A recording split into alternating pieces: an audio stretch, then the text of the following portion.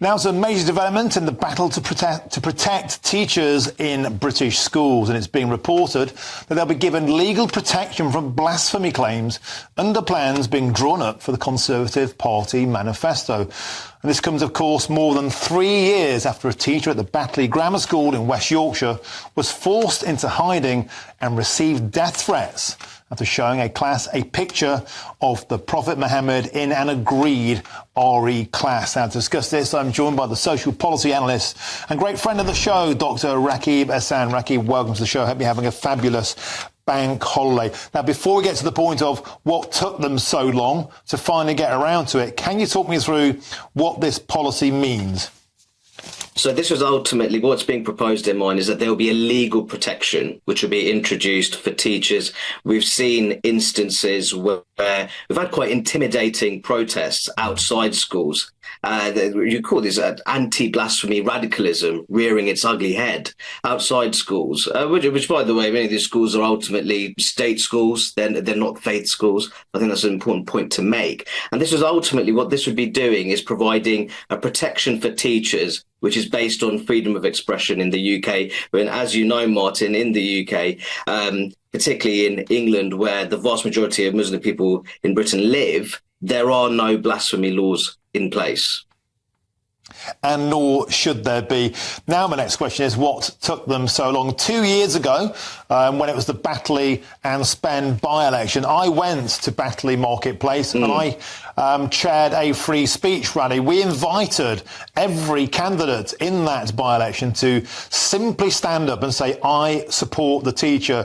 Rakib, not a single one of them would do that. The Labour Party, the Conservative Party, I believe, shamefully stayed silent. You know, that by-election was decided by a few hundred votes, Rakib. There were more people than that in that marketplace that night. That election could have been won by the Conservatives then if they stood up for this teacher back then. Now, my next question, why on earth has it taken them this long?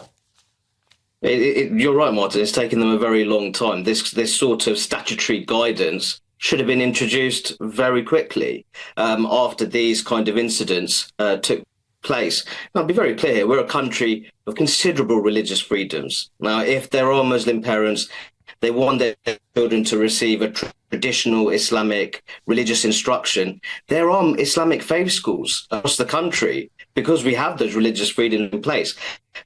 But Batley Grammar School doesn't fall into that category at all.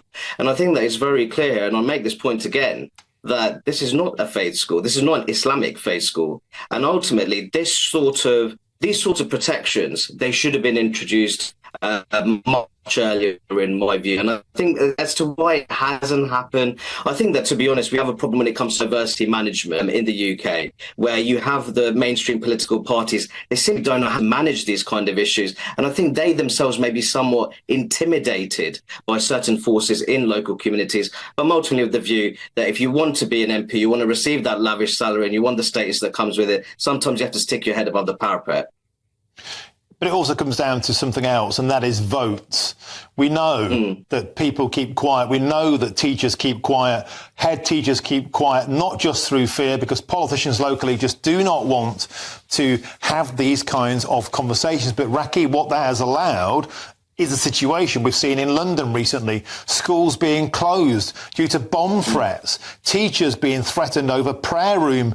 We've seen this coming to a head time and time and time again. The next question is, will the head teachers, will the schools actually want to enforce this?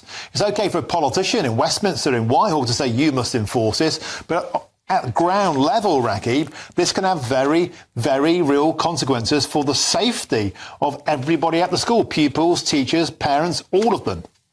There's no two ways about that. That's why you need to involve, in a particular area, all local stakeholders and make it very clear this is the new guidance. These are the protections which are now in place for teachers. And ultimately, all those stakeholders, including parents, have to accept those terms. Now, if they're unhappy with those terms, or if they're unhappy with the head teacher enforcing and ensuring that those protections are in place, I make this point again, Martin. Parents have a great deal of choice when it comes to what type of school they'd like to send their children to. If they're unhappy with one institution, there may be other institutions available to them in terms of sending their children there for an education that may be more to their liking.